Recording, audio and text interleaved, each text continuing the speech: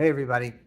So in this week's Parsha, we have 55 mitzvahs, a lot of mitzvahs in this week's Parsha. And I want to focus on two of them, which are very much related. And it says, Bani matem l'Hashem Elokechem, you are children to the Lord your God. As a result, lo titgodadu v'lo tasimu karcha b'nei nechem lamet.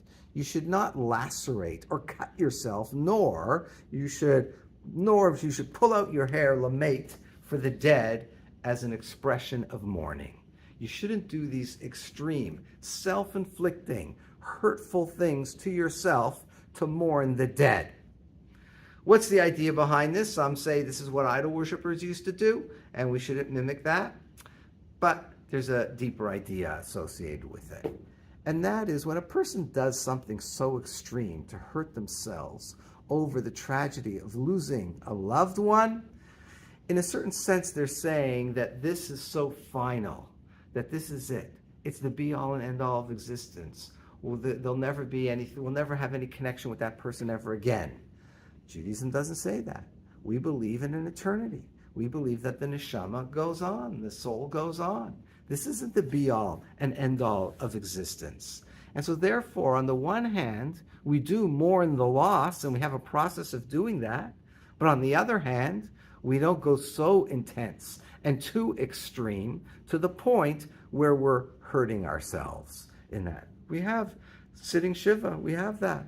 And we have Shloshim, the period of 30 days, which is not as intense as Shiva, but still a mournful period. And then we have the whole year in the event of a parent passing away, where we don't go to happy occasions such as weddings.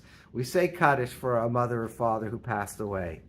But we don't go crazy in terms of hurting ourselves. And that's like everything in Judaism. There has to be this balance between the proper expressions of grief, not too much and not too little. Because sometimes in our society, we know they try and sanitize mournful periods when a person loses somebody. It isn't a funeral. It's a celebration of life. No, it's a funeral. But we try and sanitize it, keep it all clean, make it all look so nice. No. We shouldn't go minimize it on the one hand, and what the Torah is saying in this week's Parsha is not to get overly intense and don't be too mournful. I remember hearing once of a guy telling me that someone in his shul, wasn't an Orthodox shul, whatever, someone in his shul had the tragedy of losing his child. He said Kaddish for the child. According to Allah, you only have to say 30 days, but he said it for a whole year since no one else was saying it, okay?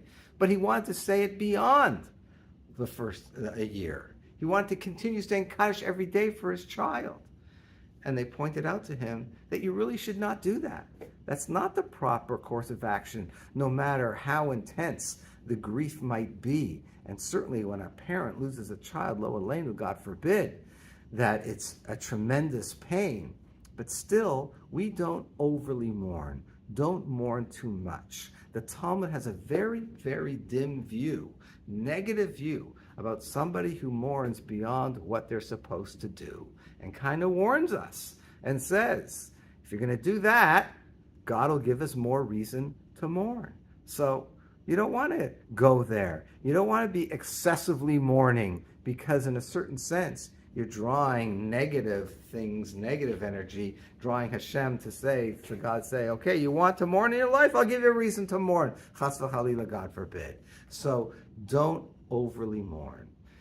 We have a process of doing it, like we said, both on a personal level and yes, on a national level. When it comes to the destruction of the temple, we acknowledge that every year. We just had Tisha B'Av not too long ago. We break a glass at a wedding. We have a system of how to deal with our grief. So it's in the middle of the road. Not too little, not too much. This really is the hallmark of Judaism, in essence, when it comes to everything, of always finding that proper balance of doing it not too little and not too much. So we know Judaism ultimately is about, the perspective is about bracha, blessing, good things, happy occasions. That's the ultimate goal. Negativity, mournful, sad occasions, that isn't the ultimate goal.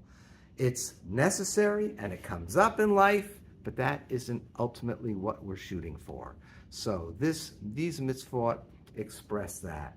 Don't ever get too intense in terms of mourning or in any negative situation, that a person has to recognize and realize that ultimately Hashem is about life and blessing and goodness. Have a good Shabbat.